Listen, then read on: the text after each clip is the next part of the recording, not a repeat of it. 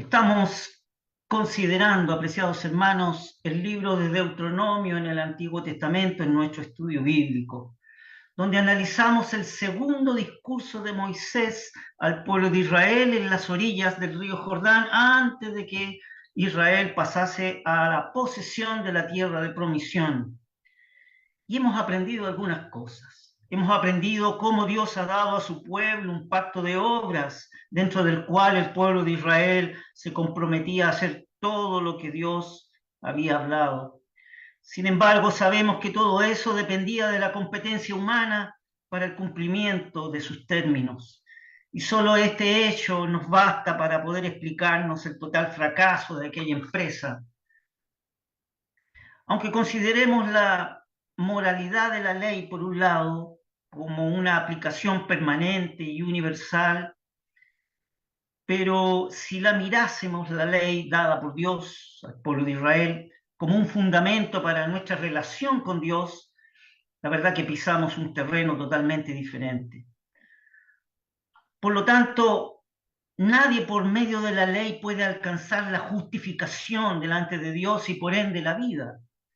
Sin embargo, la ley fue dada para Israel y el judío piadoso estaba bajo ese terreno o sobre ese terreno. Para él la ley era una cama como que no se podía recostarse ni descansar. Y con los pliegues y matices que tiene la ley, tampoco podía abrigarse o cobijarse de ella.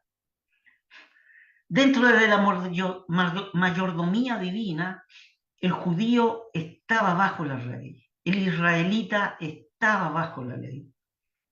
Aquí en Deuteronomio capítulo 5 tiene como escenario entonces el Joreb, que es la montaña de la revelación de Dios a su pueblo. Y el contenido clave de esta alianza es el Decálogo, los 10 mandamientos, que es la ley fundamental para el pueblo de Israel. Hemos aprendido también que en Éxodo capítulo 20, cuando se dio el decálogo en esa montaña, ahí tenemos la historia. Sin embargo, aquí en Deuteronomio capítulo 5 tenemos no solo la historia, sino que el comentario de dicha ley. Es evidente que el Sinaí no era el lugar designado para el encuentro entre Dios y el hombre. Y Dios mismo revela el lugar adecuado para establecer una relación con Él. La verdad es que Dios no quiere hacer respirar al hombre la atmósfera del Sinaí, donde había fuego, nube y oscuridad, y su voz soberana era considerada como terrible. Dios expresó al pueblo de Israel: en cualquier lugar donde yo hiciere que esté la memoria de mi nombre, vendré a ti y te bendeciré. Ese es el lugar para el encuentro entre Dios y el hombre, el lugar donde Dios hiciese su memoria de su nombre. Ese es el lugar en que Dios y el hombre pueden estar juntos.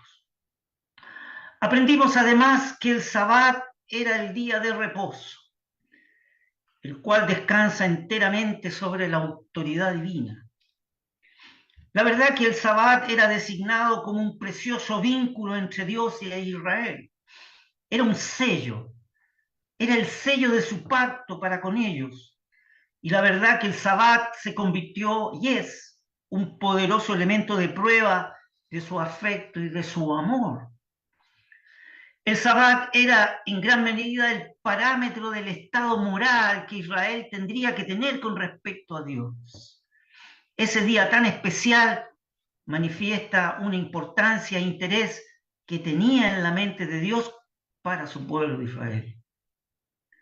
Y el Sabbat no era una institución temporal o temporaria, sino que era una señal entre Dios y Israel por todas las edades. Es decir, es una señal para siempre.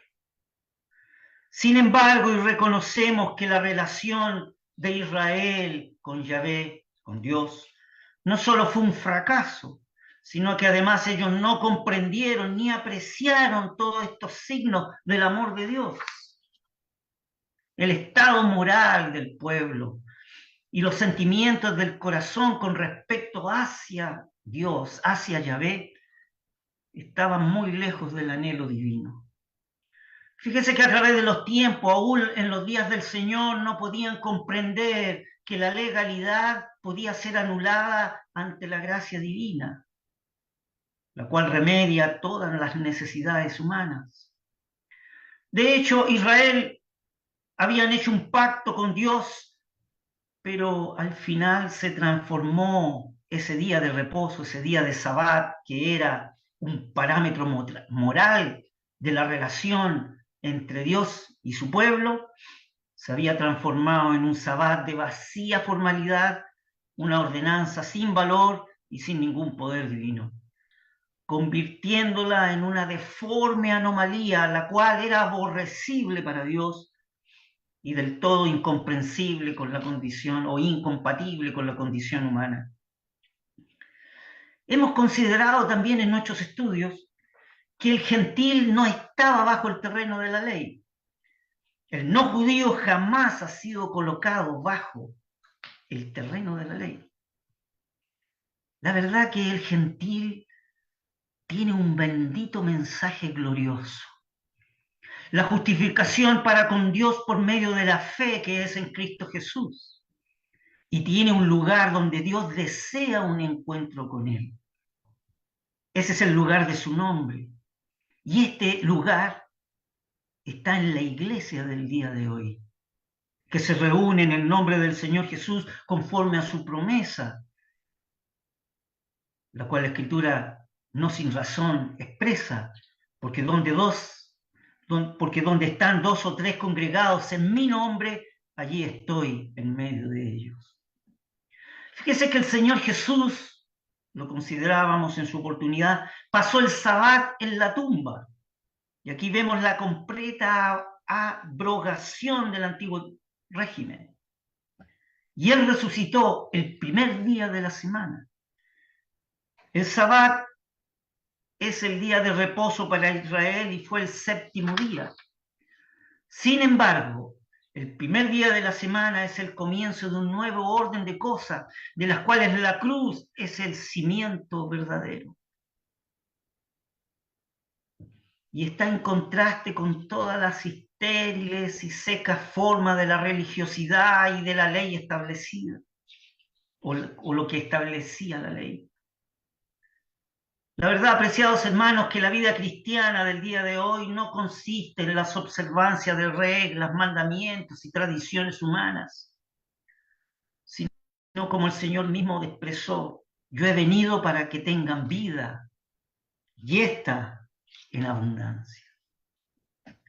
Teniendo todo esto, apreciados hermanos, como un gran telón de fondo, les invito entonces a seguir considerando este precioso libro del libro de Deuteronomio. Tendremos nuestra lectura para el día de hoy, la última porción del capítulo 5 del libro de Deuteronomio, y con esta última porción estaríamos completando la primera parte del segundo discurso de Moisés. Esta se encuentra en Deuteronomio capítulo 5 desde los versículos 22 al 33. Vamos a leer entonces esta última porción de la Escritura. La palabra del Señor dice así. Estas palabras habló Jehová. Aquí cabe hablar algún detalle importante sobre el nombre de Jehová. Permítanme unos minutos poder expresar esto. La verdad que nuestro español es tan pobre que ha recogido el nombre de Dios de esta manera. Fíjese que Dios se reveló a Moisés como el ser de Dios. Cuando Dios se reveló a Moisés como el ser de Dios, la verdad que ocupó el verbo ser en hebraico para poder darse a conocer. Yo soy el que soy. Usó el verbo ser. Pero era tan importante para Moisés la revelación que dio, que ese verbo ser significa la esencia de Dios. Es decir, aparte de su omnisciencia, su omnipotencia, su omnipresencia, en esa palabra está involucrada la esencia del ser de Dios. Es decir, su santidad, su amor, su juicio, su longanimidad, su soberanía, toda la esencia de lo que Él es como Dios. Esa es la diferencia que hay cuando se le dio a conocer a Moisés. Y lo primero que le dijo a Moisés fue: quita tus calzados de tus pies, porque el lugar donde estás es santo. La primera revelación que recibió Moisés fue la santidad, el reflejo del ser, de la esencia de Dios. Fue así entonces que se escribió las palabras del nombre de Dios con el verbo ser en hebraico, que genera vida, el ser de Dios. Pero es tan profundo para el israelita el nombre que no lo pronuncia. Y no lo pronuncia no por religiosidad, sino que por respeto. Es así entonces que, para poder no confundirse, cada vez que encontraban el nombre en los manuscritos, nombraban la expresión Adonai, que es Señor. De hecho, en la Septuaginta, que es la traducción desde el texto hebraico al griego koiné, llamada la versión de los 70, la palabra del ser de Dios es traducida como Kyrios, o sea, es decir, Señor. Es así entonces de que los masoretas, aquellos que pusieron la vocalización de las palabras hebraicas en los manuscritos después del siglo III, al verbo ser de Dios le colocaron los sonidos fonéticos de la palabra Adonai. Y es así como quedó la expresión como Yahvé. Al colocar los sonidos fonéticos, las vocales de la palabra Señor, Adonai en hebreo, a los caracteres del verbo ser, quedó como Yahvé. Y personalmente pienso de que el nombre de Dios mejor expresado es conforme a lo que el texto masorético dice, Yahvé. Es por eso que en lo personal, cada vez que encuentro la palabra del ser de Dios, no solo tendríamos que hacer una pausa, ¿verdad?, en reverencia de lo que es nuestro Dios, en lo que es su esencia, sino que lo leo como Yahvé. Entonces, volvamos a leer el versículo 22. Estas palabras habló Yahvé. En otras palabras, ¿qué dice el texto? Estas palabras habló el ser de Dios a toda vuestra congregación en el monte, del medio del fuego, de la nube y de la oscuridad, y a gran voz, y no añadió más, y escribiólas en 2 tablas de piedra, las cuales me dio a mí. Y aconteció que, como vosotros oíste la voz de en medio de las tinieblas, y visteis el monte que ardía en fuego, llegasteis a mí, los príncipes de las tribus y vuestros ancianos. Fíjese que aquí hay que aclarar algunas cosas. Ahí la palabra tinieblas, fíjese que en hebraico es hajeshek, que significa oscuridad. O sea, y aconteció que, como vosotros oíste la voz en medio de la oscuridad, y viste del monte que ardía en fuego, llegaste a mí, los príncipes de vuestras tribus y vuestros ancianos. Llama la atención también de que en la versión griega del Antiguo Testamento cambiaron esa palabra oscuridad por fuego. armonizando lo que dice en Deuteronomio capítulo 4, el texto 12, que habla de fuego, como dando a entender que Dios hablaba en medio de un fuego nada más.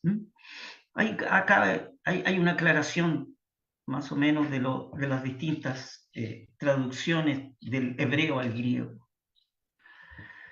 Versículo 24. Y dijisteis, he aquí, Yahvé nuestro Dios nos ha dado su gloria y su grandeza, y hemos oído su voz en medio del fuego. Hoy hemos visto que Yahvé habla al hombre y éste vive. Aquí hay que aclarar también un punto. Aquí la palabra hombre es Adán y se refiere a un término genérico, es decir, habla de la humanidad, de la raza humana. Entonces el texto quedaría de la siguiente manera el versículo.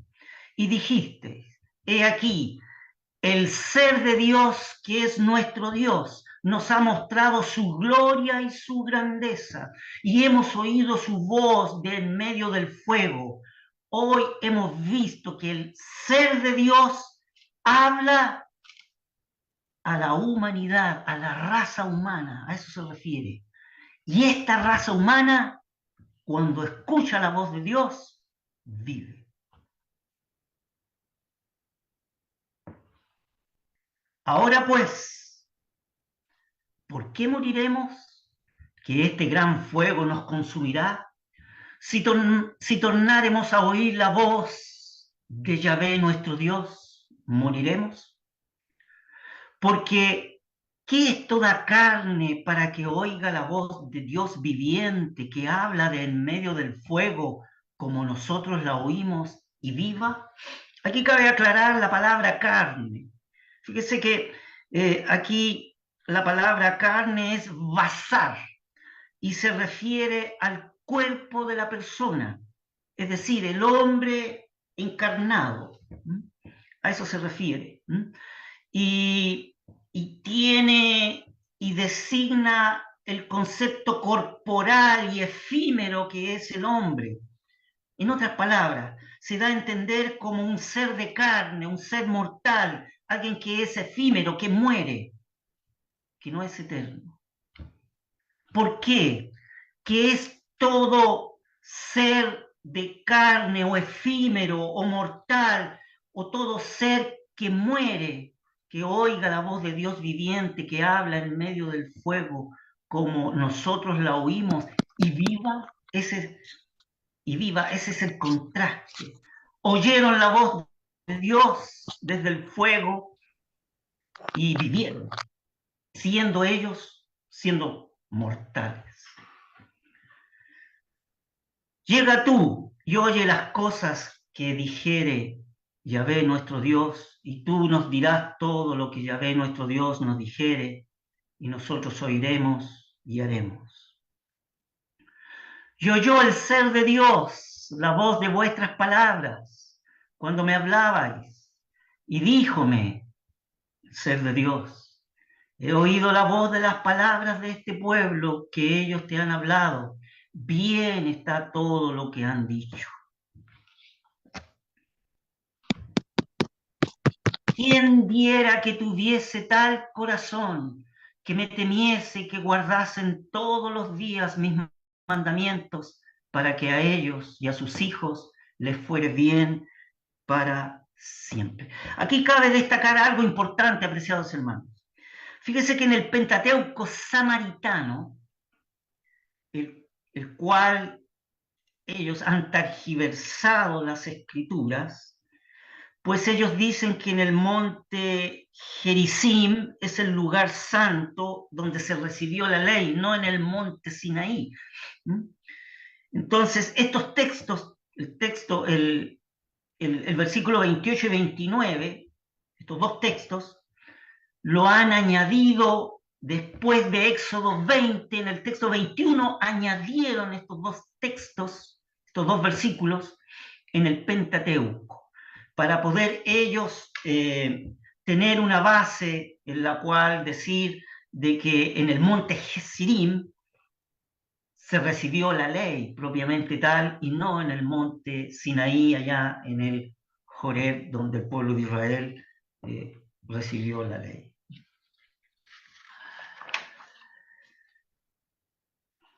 Versículo 30. Ve, diles, volveos a vuestras tiendas, y tú estate conmigo, y te diré todos los mandamientos y estatutos y derechos que les has de enseñar, a fin que los pongan ahora por obra en la tierra que yo les doy para poseerla. Mirad, pues, que hagáis como el ser de vuestro Dios os ha mandado. No os apartéis a diestra ni a siniestra. Andad en todo camino que el ser de vuestro Dios os ha mandado, para que viváis y os vaya bien y tengáis largos días en la tierra que habéis de poseer. Que el Señor bendiga su palabra. Sabemos que Deuteronomio capítulo número 5 tiene como escenario el Horeb, la montaña de la revelación que Dios dio a su pueblo. Y el contenido principal de su alianza es el decálogo, que es su ley fundamental. Dentro de la concepción del libro de Deuteronomio existe la diferencia esencial entre el decálogo propiamente tal, encontrado en Éxodo capítulo 20, y las demás leyes que les encontramos explicadas o enseñadas en el libro de Deuteronomio. El decálogo es promulgado directamente por Dios, los 10 mandamientos, y se dirigen a todos los israelitas, no importando dónde estén. Es la identidad dada por Dios a su pueblo amado. Sin embargo, las demás leyes y preceptos son destinadas para los israelitas que vivieran en la tierra prometida, y estas son promulgadas por Moisés. El éxodo, el concepto del éxodo, es un acto salvífico por parte de Dios por excelencia para Israel, el cual fundamenta e ilumina los mandamientos dados por él. Y es la razón principal por la que Israel ha de observar los mandamientos del ser de Dios, de Yahvé. Es porque Dios los ha liberado de la esclavitud de Egipto. Entonces, desde el punto de vista de Dios, del ser de Dios, el objetivo primario de los mandamientos consiste en salvaguardar la vida y mantener la libertad. Ahora, dentro del contexto de esta alianza que Dios ha hecho con Israel y de Israel con Dios, es por medio de estos mandamientos. Y es que Moisés adquiere ahora un protagonismo singular y va a actuar como un mediador entre el ser de Dios, que ha hablado en medio de la oscuridad, las tinieblas, la nube y el fuego, con voz fuerte, va a actuar como un mediador entre el ser de Dios y Israel, su pueblo.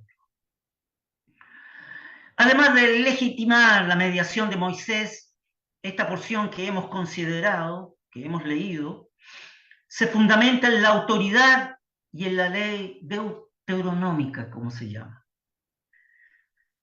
Habiendo expuesto al pueblo los mandamientos, Moisés, el legislador, sigue recomendándoles las solemnes circunstancias que rodearon la entrega de la ley allá en el Sinaí, juntamente con sus propios sentimientos y expresiones de aquella ocasión. Así entonces, apreciados hermanos, desde el versículo 22 al versículo 33, se describe el carácter mediador que tiene Moisés para con su pueblo, entre Israel y el ser de Dios. Desde los versículos 23 al 27 se presenta la petición que el pueblo hace a Moisés para poder mediar entre Dios y ellos.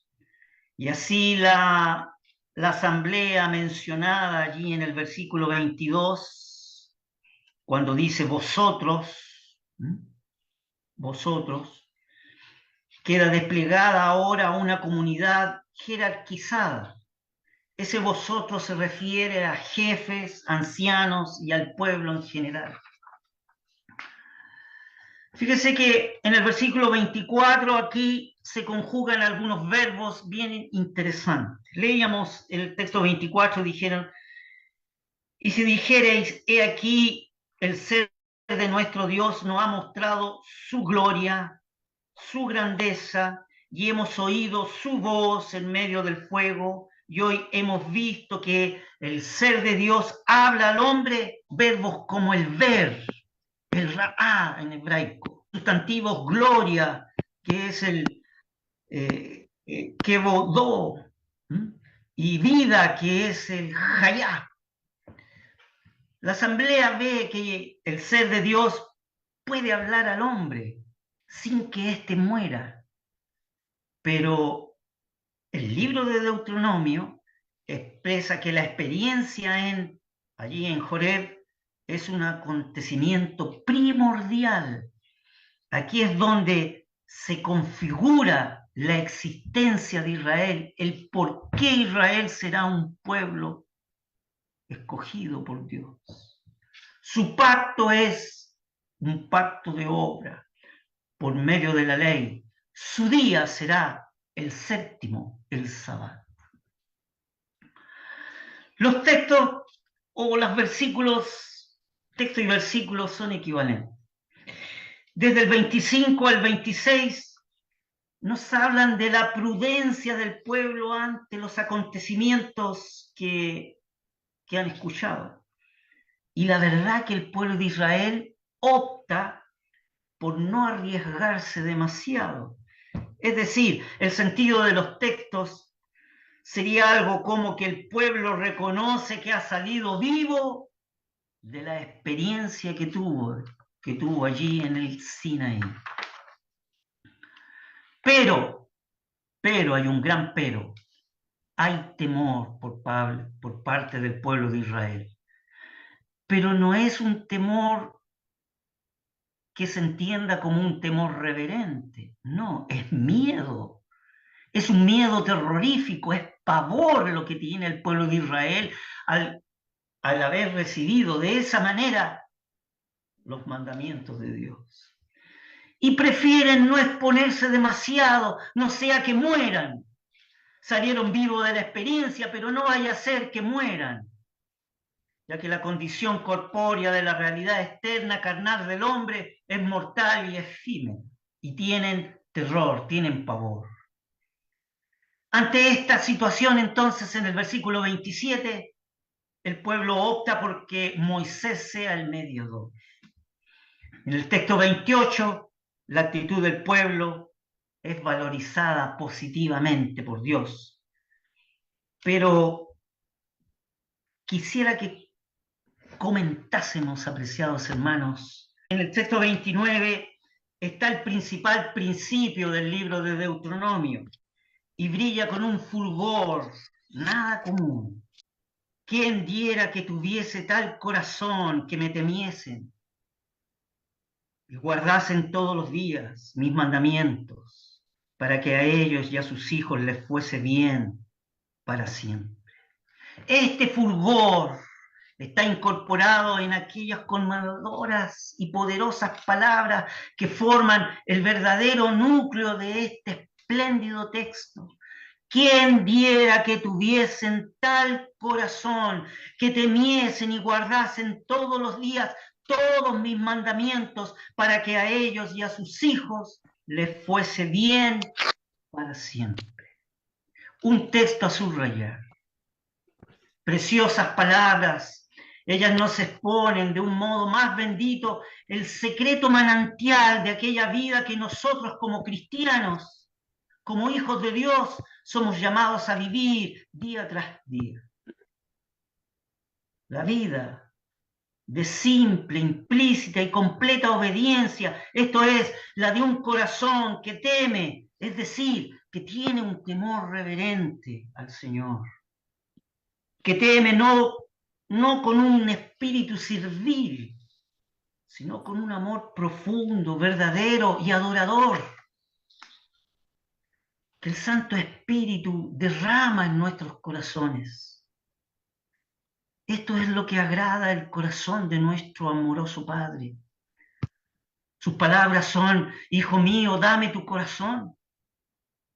Cuando se da el corazón, todo lo demás sigue en un orden, en un hermoso orden moral. Un corazón amante haya su más profundo gozo en obedecer todos los preceptos divinos, y nada es de valor alguno ante Dios cuando brota de un corazón amante.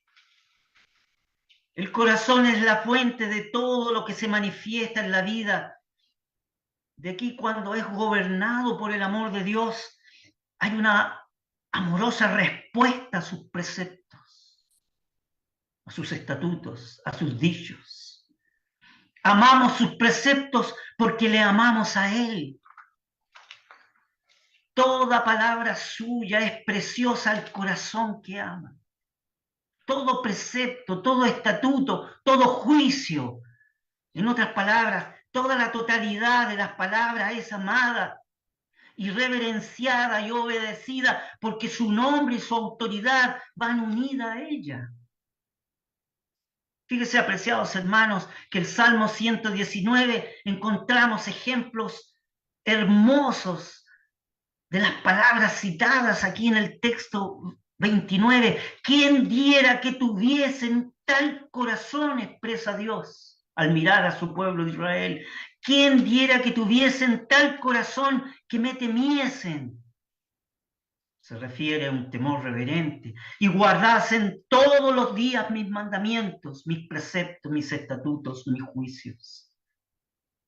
Estas palabras son un hermoso aliento al alma que encontró su más profundo y constante deleite en los preceptos divinos, en el ser de Dios mismo, propiamente tal. Leemos en el Salmo 119: en mi corazón he guardado tus dichos para no pecar contra ti. Hame gozado en el camino de tus testimonios como sobre toda riqueza. Recréame en tus estatutos, no me olvidaré de tus palabras. Quebrantada está mi alma de desear tus juicios en todo tiempo.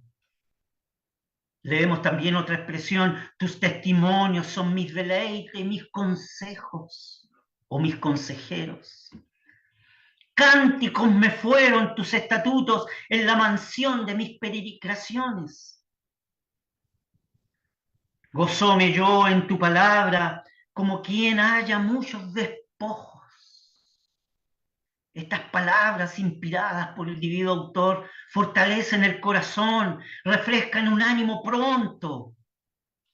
Ciertamente todas ellas pueden describir la vida de nuestro Señor durante su peregrinación aquí en la tierra. Su vida terrenal aquí en la tierra se ven reflejadas en estas palabras. Él vivió siempre de la palabra. Fue el alimento de su alma, la autoridad de su camino, el material de su ministerio. Y el cumplimiento de ella fue su triunfo. Por ella venció a Satán. Por ella cerró la boca a los saduceos, a los fariseos y a los herodianos. Y a ella encomendó a sus siervos cuando estaba junto a ascender a los cielos. Y por ella enseñó a sus discípulos. Cuán importante es todo esto para nosotros, apreciados hermanos. Cuán intensamente interesante, cuán altamente práctico. El lugar tan elevado que el Señor Jesús le da a las sagradas escrituras inspiradas por el divino autor. Cuánto nos anima, nos refresca y nos fortalece el observar de qué modo empleaba el Señor las santas escrituras. ¿Qué hecho de peso hay aquí para la iglesia del día de hoy, apreciados hermanos? Es así entonces que tanto los mandamientos como este código deuteronómico se entienden como el camino que ha de seguir el pueblo de Israel para seguir siendo un pueblo libre y feliz de generación en generación, siendo el ser de Dios la fuente de esa libertad y de esa felicidad. Dios expresa en su corazón tierno y amante y dice: ¿quién diera que tuviesen tal corazón, que me temiesen y guardasen todos los días mis mandamientos, mis preceptos, mis estatutos, para que a ellos y a sus hijos les fuese bien para siempre? Que el Señor bendiga su palabra, apreciados hermanos, y seguiremos considerando en nuestro estudio bíblico el libro de Deuteronomio.